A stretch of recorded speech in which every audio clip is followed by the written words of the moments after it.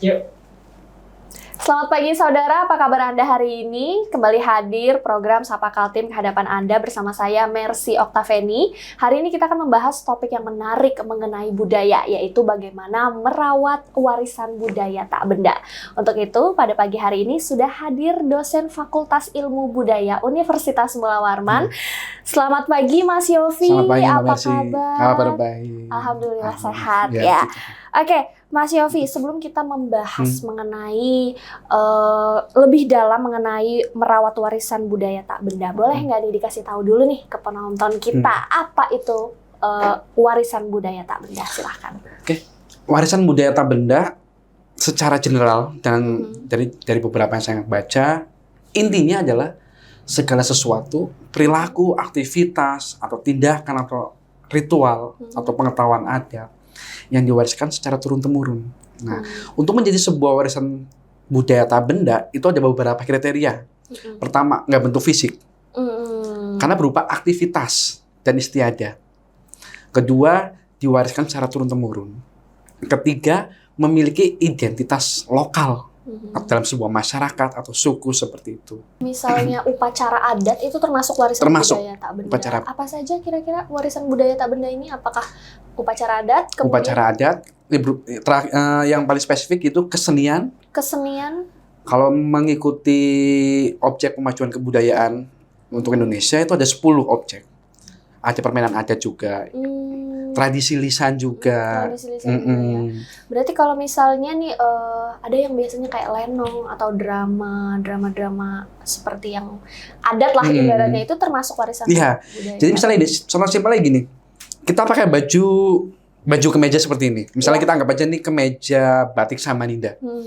Yang didaftarkan bukan kemeja batiknya, bukan kainnya, tapi pembuatannya seperti apa, kegiatannya, karena aktivitasnya di dalam batik itu kan, misalnya batik Samarinda ada filosofinya. Nah, itu yang kita catatkan.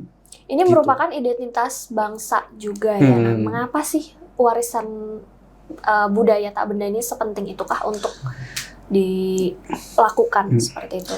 Oke. Sepenting, menurut saya penting sekali sih ya, karena itu kan sebagai identitas budaya ya. Contohnya gini, di tahun 2007 sampai tahun 2012, data yang saya dapat adalah ada sekitar 7-8 budaya Indonesia yang diklaim oleh Malaysia. Pernah dengar nggak? Pernah dengar. Salah satunya reog. Iya. Nah, batik juga. Iya, nah, makanya di tahun 2013 Indonesia mengeluarkan Undang-Undang tahun 2013 nomor 16 itu mengenai warisan budaya tak benda. Sebetulnya kita sebagai bangsa Indonesia juga harus berterima kasih kepada Malaysia. Karena apa? Karena dari tahun 2007 sampai 2012 ketika diklaim Indonesia cuman itu, oh ya udah nggak apa-apa lah.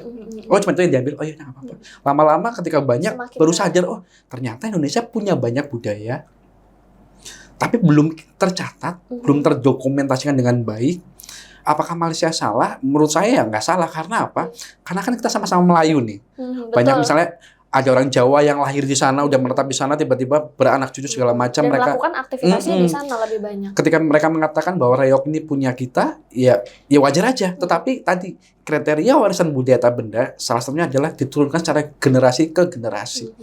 Oh generasi ini diturunkan di Malaysia misalnya, turunkan lagi karena cucunya. Oh ternyata sebelum kakeknya lahir di sana atau tinggal di sana, ada orang dari Jawa Timur yang ke sana. Nah, ditarik ke sana dari Jawanya. Makanya bisa dilihat bahwa warisan budaya tak benda tadi saya katakan juga sebagai identitas kolektif, entah masyarakat, entah suku, seperti itu. Sepenting itu ya, agar ini juga berarti fenomena-fenomena tersebut membuat masyarakat Indonesia lebih waspada dan sadar betapa pentingnya untuk mencatatkan warisan budaya tak benda. Nah, kalau kita lihat, kita menilik spesifik ke Kalimantan Timur.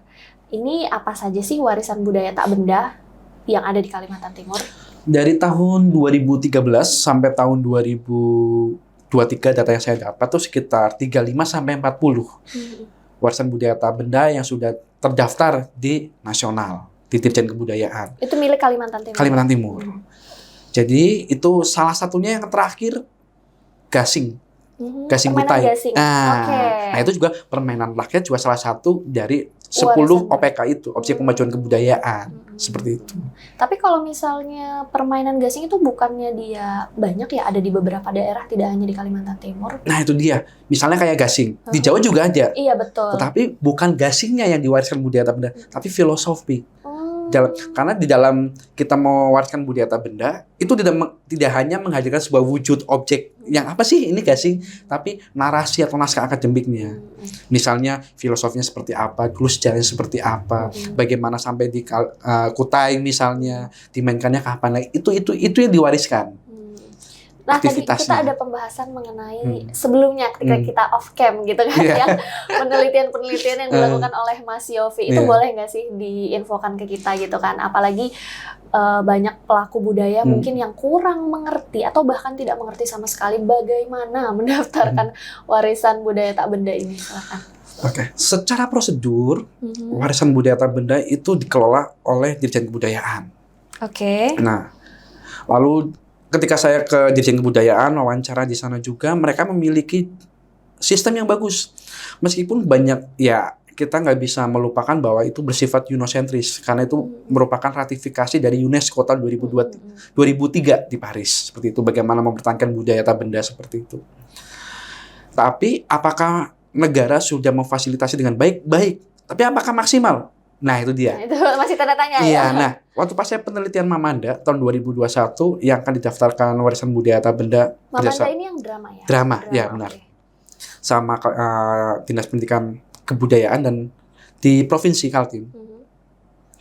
Ketika saya cari data tentang Mamanda, ternyata Mamanda itu sudah dicatat dalam warisan budaya tak benda oleh Kalimantan Selatan tahun 2006. Wah. Tapi emang Mamanda dari Kalimantan Selatan, benar. Tapi jadi masalah adalah foto yang digunakan itu kelompok Mamanda dari Tenggarong, Kalimantan Timur. Kalimantan Timur. Nah, sehingga ada klaim di sini. Jadi apakah sudah bagus untuk sistem sosialnya, tanda kutip birokrasinya? Iya sudah bagus. Tapi apakah maksimal? Belum tentu. Nah, lalu saya turun lagi. Kebetulan saya juga, alhamdulillah puji Tuhan lolos hibah penelitian nasional. Lalu saya ke Mahkamulu. Di situ ada penelitian Nemlai yang udah dilihat tadi kan videonya kan. Nah, Nemlai itu tadinya upacara untuk orang laki-laki, untuk khusus untuk laki-laki. Ternyata ketika saya bertanya tentang warisan budaya tak benda di Kabupaten Mahkamulu, yang ikutin ritual itu nggak ada yang tahu. Bahkan kepala adatnya nggak tahu, kepala desanya pun nggak tahu. Mereka tidak tahu bahwa ada warisan budaya tak benda. Apa sih itu? Yang harus didaftarkan. Jadi dua periode kepala desanya saya nggak tahu apa-apa. Lalu saya tanya ke orang, dari sekian banyaknya orang yang mengikuti ritual tersebut, hanya ada satu yang tahu. Dan dia berkata, sudah saya daftarkan kok. Ini Lemlai untuk warisan budaya tak benda. Loh, kok bisa? Di mana? Kok bisa? Iya, karena ada teman saya, teman ngopi saya, yang kerja di Dinas Pendidikan dan Kebudayaan Kabupaten Mahkamulu. Nah, ternyata sosialisasi tentang warisan budaya tak benda, tanda kutip, masih bersifat egosentris. Lo teman gua kasih tahu nih. Lo teman gua kasih tahu nih. Nah itu, padahal itu milik masyarakat. Dan harus tahu semua. Tidak ada ibaratnya sosialisasi yang secara khusus memang dikhususkan atau mungkin pelatihan untuk masyarakat adat ini sendiri. Ini berarti menjadi momok juga sebenarnya ya yang perlu diperbaiki oleh birokrasi, terutama Dinas Pendidikan dan Kebudayaan. Makanya mirisnya adalah setiap tahun, ya ada beberapa tahun yang saya lihat Kaltim tidak mengajukan warisan budaya tak benda, tapi totalnya sekitar 35-40-an. Kan banyak tuh dari tahun 2013 sampai tahun 2023, 10 tahun. Tapi ketika saya turun ke lapangan, kok banyak masyarakat adat tidak tahu apa sih warisan budaya tak benda. Nah ini menarik sekali sih sebenarnya karena memang ternyata warisan budaya tak benda ini sepenting itu untuk ibaratnya tuh didokumentasikan, untuk didaftarkan karena itu memang adalah ibarat kata kepemilikan ya, seperti ibaratnya mobil ya, ibaratnya surat kepemilikan bahwa itu adalah budaya masyarakat. Nah ini semakin menarik juga dan pastinya akan kita bahas lebih lagi, tapi jangan kemana-mana, tetap dalam program Sapa Kaltim.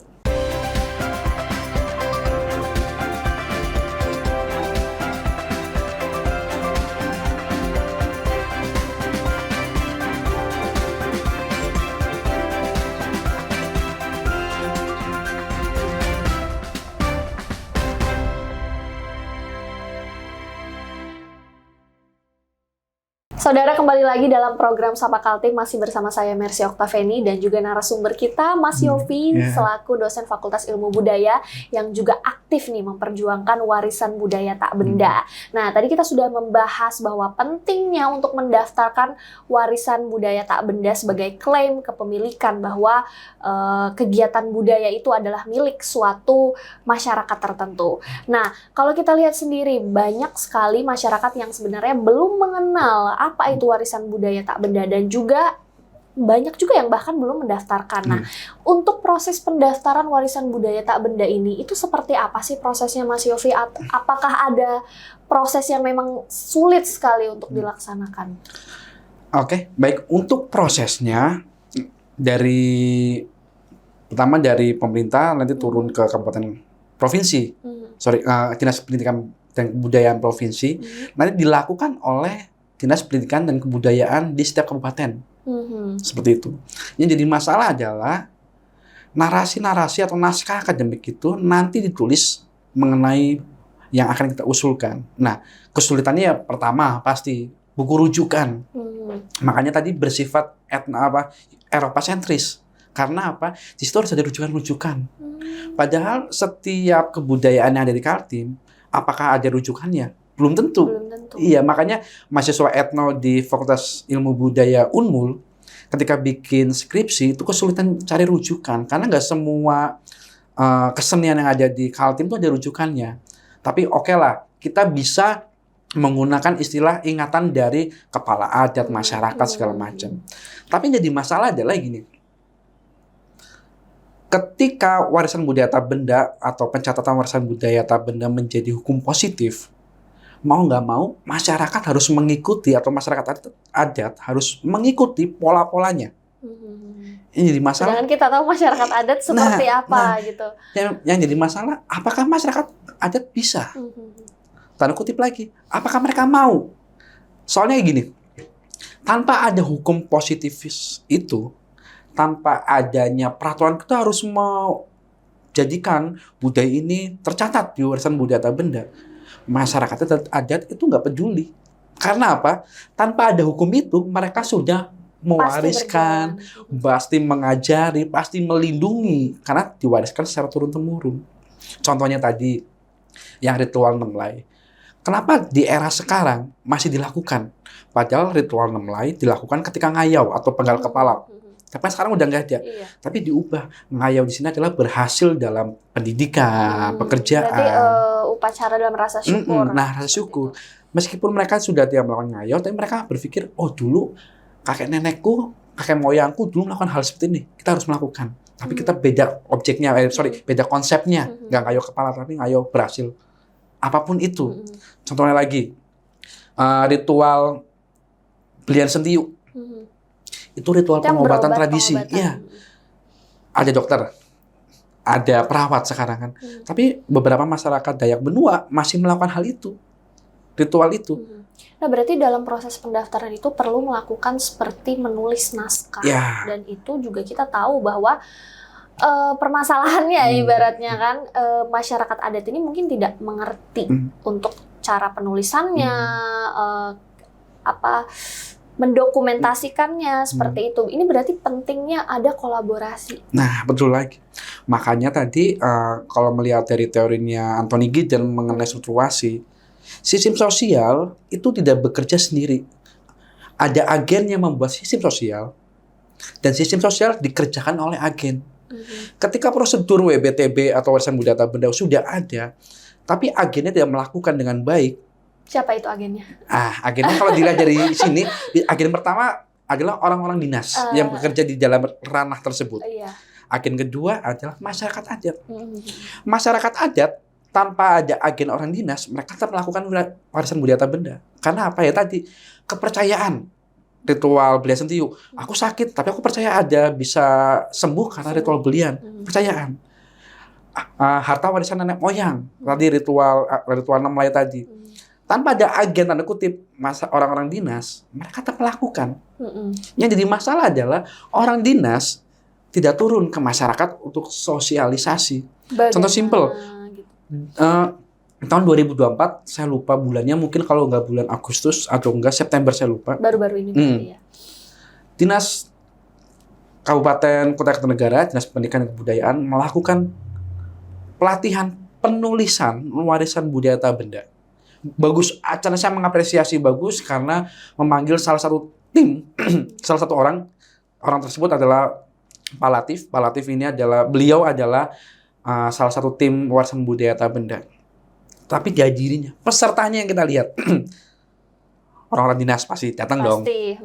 Beberapa dosen untuk secara akademisi. Tapi masyarakat adatnya satu datang. Satu. Itu mewakili dari kelompok kesultanan. Berarti bukan yang ibaratnya orisinil masyarakat adatnya. Makanya di dalam penelitian kami itu ada namanya istilah elevate wave. Maksudnya seperti apa? Selama ini masyarakat adat itu mengikuti atas, dari up to down. Kami mengikuti kalian loh. Kamu ngomong apa? Gini-gini. Oh, kami ikutin. Kamu ngomong apa? Oh, aku ikutin. Tapi pernah nggak orang dinas turun ke bawah, melihat langsung, mengikuti ritual, melihat penelitian langsung ke masyarakat? Makanya elevate wave di sini adalah gemercik atau gelombang-gelombang yang di bawah ini nanti akan menjadi gelombang besar. Harapannya adalah agar dari down to up, nggak hanya masyarakat adat mengikuti pemerintah aja, tapi pemerintah juga harus mengikuti masyarakat adat. Turun ke masyarakat, penelitian langsung, wawancara langsung, memberikan sosialisasi. Apa sih arti penting warisan budaya tak benda? Saya yaitu mirisnya adalah ketika ke Makamulu, saya tanya, nggak ada yang tahu. Yang tahu cuma satu, kok kamu bisa tahu bang? Teman saya kerja di sana. Loh, berarti sebenarnya sosialisasi ini tuh belum mencapai seluruh kalangan masyarakat benar adat. sekali. Seperti itu. Nah, ini adalah dinamika-dinamika juga dalam mendaftarkan warisan budaya tak benda ini. Kalau misalnya tadi kita sudah membahas mengenai ibaratnya ada agen satu yang menjadi dinamika gitu. Apakah pernah terjadi ketika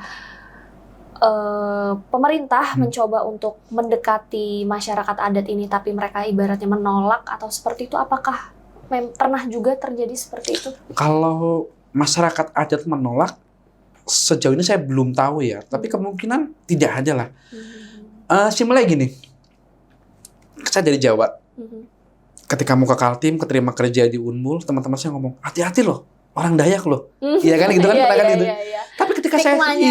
Tapi ketika saya di Samarinda di Kaltim ketemu orang Dayak, baik-baik banget.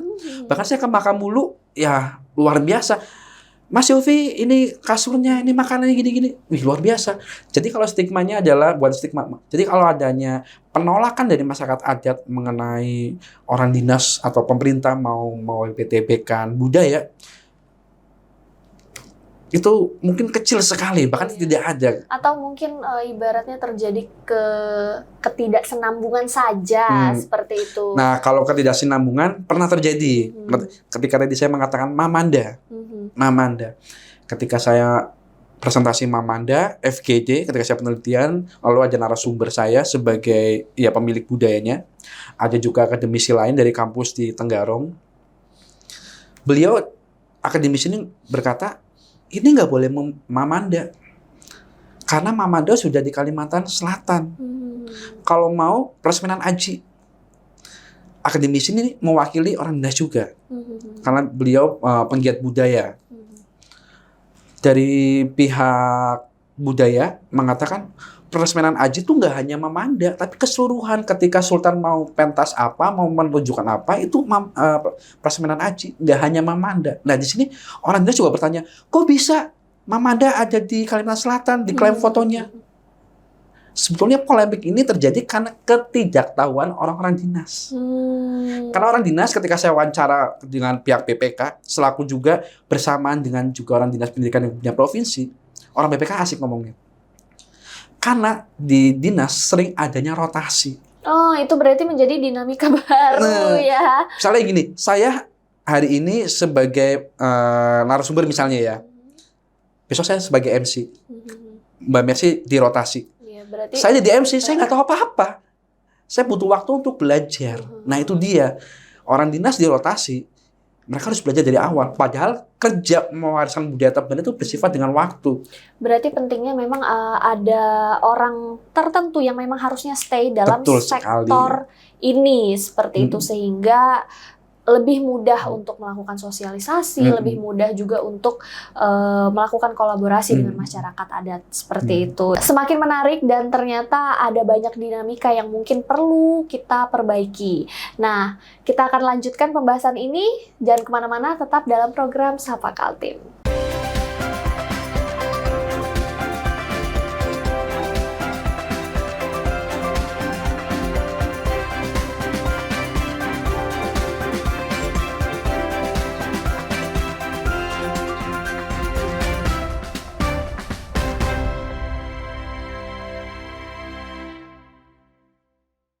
Saudara, kembali lagi dalam program Sapa Kaltim, masih bersama saya Mercy Oktaveni. Nah, kita tadi Mas Yofi, kembali lagi ke Mas Yofi. Tadi di segmen sebelumnya kita membahas dinamika dan permasalahan-permasalahan atau hambatan untuk dilakukannya warisan budaya tak benda ini, pendaftaran warisan budaya tak benda. Nah, sekarang saya mau minta dari Mas Yofi sendiri, mungkin adakah harapan-harapan sehingga warisan budaya tak benda ini dapat berjalan lebih lancar dan pastinya bisa lebih banyak warisan budaya yang didaftarkan? Baik, harapannya adalah, itu juga termasuk dalam temuan penelitian kami ya, yang Elevate Wave tadi itu, orang dinas turun ke masyarakat melakukan sosialisasi. Tidak hanya melakukan sosialisasi mengenai warisan budaya tak benda, tapi cara-caranya, penulisannya seperti apa. Nah, itu harus penting. Jadi, kayak misalnya saya tahun 2020 atau 2021 itu juga mengikuti warisan budaya tak benda, tim penulis. Ini jadi masalah, dosen-dosen melakukan penelitian, masyarakat adat, tanda kutip, hanya kami tarikin data aja. Kami eksploitasi data-datanya karena kami juga dituntut oleh waktu.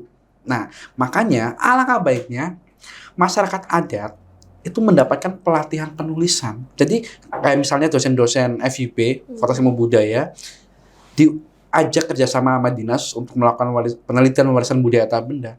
Itu tidak hanya meneliti, tapi orang dinas pun sama akademisi turun sama-sama melakukan pelatihan dulu. Karena ketika saya wawancara dari orang BPK, mengatakan bahwa Badan Pelestarian Kebudayaan Regional 14 Kaltim-Tara mengatakan bahwa setiap tahun, setiap kabupaten itu tidak memikirkan grafik naiknya. Tahun ini mengajukan 10, tahun depan cuma 2, tahun depannya lagi 7, tahun depannya lagi nggak ada, kan naik turun. Grafiknya tidak stabil. Nah, bagusnya kan tahun ini 1, tahun depan 2, 3, jadi grafiknya naik. Nah, alangkah baiknya bukan dibanyakin jumlahnya atau kuantitasnya, tapi diperbaiki kualitasnya. Dengan cara apa? Pembelajaran masyarakat adat. Kasih tahu loh, ini budaya kalian penting loh. Karena apa? Manfaatnya adalah ketika sebuah budaya tercatat dalam warisan budaya tak benda, mereka akan dapat dana dari pemerintah untuk dikembangkan, untuk disosialisasikan lagi ke masyarakat. Contoh, Tarsul masuk warisan budaya tak benda, saya lupa tahun 2022 kah 2023. Tarsul milik Kutai Kartanegara. Kutai, iya. Ketika itu sudah menjadi warisan budaya tak bendanya Kutai, tanda kutip Kalimantan Timur, pihak Kabupaten Kutai itu harus sosialisasi ke masyarakat. Makanya Tarsul ada di sekolah-sekolah, di mata pelajaran mereka, pembelajarannya tentang Tarsul. Harus ada pertunjukan-pertunjukan. Dilestarikan. Ya, betul sekali. Nah, Mas Yofi, kalau kita lihat ternyata memang banyak sekali hal-hal yang dilakukan untuk mendaftarkan warisan budaya tak benda. Nah, kalau kita lihat, kita menilik masyarakat adat yang ibaratnya pedalaman sekali. Nah, ini kan untuk melakukan penulisan itu ibaratnya perlu akses teknologi dan informasi seperti itu. Pastinya mereka belum tentu bisa mengetik dengan laptop saja, belum tentu. Nah, apakah hal-hal begini ini memang perlu untuk kolaborasi selain dengan dinas dan masyarakat adat saja, ataukah ada perlu pendamping lain seperti itu, atau dari akademisi? Tadinya saya katakan, akademisi datang ke masyarakat adat tidak hanya mencari data, tapi juga memberikan pengajaran. Dan juga orang dinas turun langsung memberikan pengajaran juga. Contoh simpelnya pas saya ke Makamulu, Hmm. ke Desa Longtuyo, kepala desanya berkata, selama 2 periode saya menjabat, orang dinas hanya lewat kapal Makamulu, lewat sungai kami itu cuma datang lewat, pergi Survei. lagi, datang ya kayak lagu kau datang dan pergi gitu kan.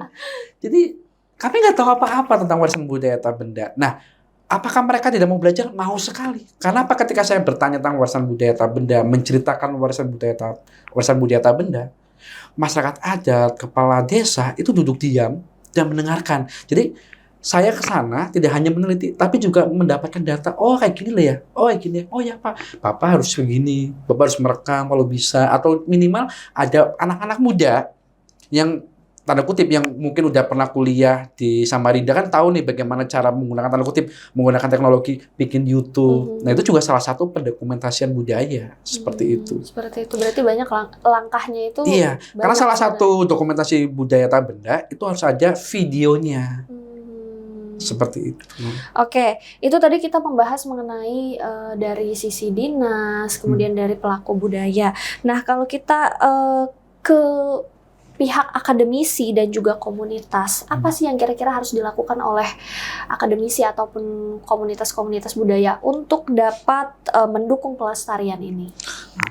Untuk akademisi dan komunitas yang pegiat budaya gitu ya, minimal ketika penelitian itu ada outputnya.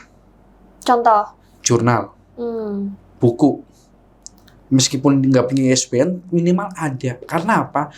Tulisan ini, output ini yang nantinya menjadi rujukan untuk memperkuat objek yang akan diwariskan budaya tak benda itu. Oke, itu dia tadi kita sudah mendengarkan banyak sekali dinamika dan perlu ada kerjasama antar pihak agar pendaftaran warisan budaya tak benda ini dapat dilakukan, terutama untuk budaya-budaya di Kalimantan Timur yang dimana sebenarnya banyak sekali budaya di Kalimantan Timur yang belum terdaftar dalam warisan budaya tak benda. Nah, mungkin dari Mas Yofi sendiri ada closing statement untuk diberikan kepada pemirsa kita di rumah? Baik, terima kasih. Untuk kita semuanya penggiat budaya, masyarakat adat, dan dinas-dinas yang terkait mengenai budaya, alangkah baiknya adalah kita mewariskan atau mencatat warisan budaya tak benda ini dengan melakukan kolaborasi yang tadi. Dari orang dinas, akademisi, dan masyarakat.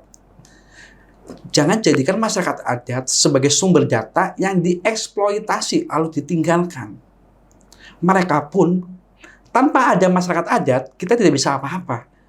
Masyarakat adat pemilik budaya, alangkah baiknya mereka juga dimanusiakan. Karena apa? Merawat budaya itu tidak hanya budayanya, tapi yang pertama adalah manusianya dulu. Seperti itu. Semoga ke depannya Kalimantan Timur bisa membuat warisan budaya tak benda tanda kutip lebih menarik. Masyarakat adat bisa berdiri dengan cara yang organik. Cara yang organik ini dapat diterima oleh orang-orang dinas agar apa? Agar orang dinas bisa membuat warisan budaya tak benda ini dalam pencatatnya lebih baik secara struktural dan juga secara prosedur. Seperti itu. Terima kasih. Luar biasa, terima kasih Mas Yofi atas masukan-masukan dan juga topik menarik yang kita bahas. Ada banyak dinamika dan juga pastinya harapan-harapan yang terbaik untuk budaya Indonesia khususnya di Kalimantan Timur. Saya ucapkan terima kasih sekali lagi kepada Mas Yofi sudah hadir pada pagi hari ini. Terima kasih juga kepada saudara-saudara yang sudah menyaksikan program Sapa Kaltim pagi ini. Tetap saksikan program Sapa Kaltim di episode-episode selanjutnya hanya di Kompas TV Independen terpercaya.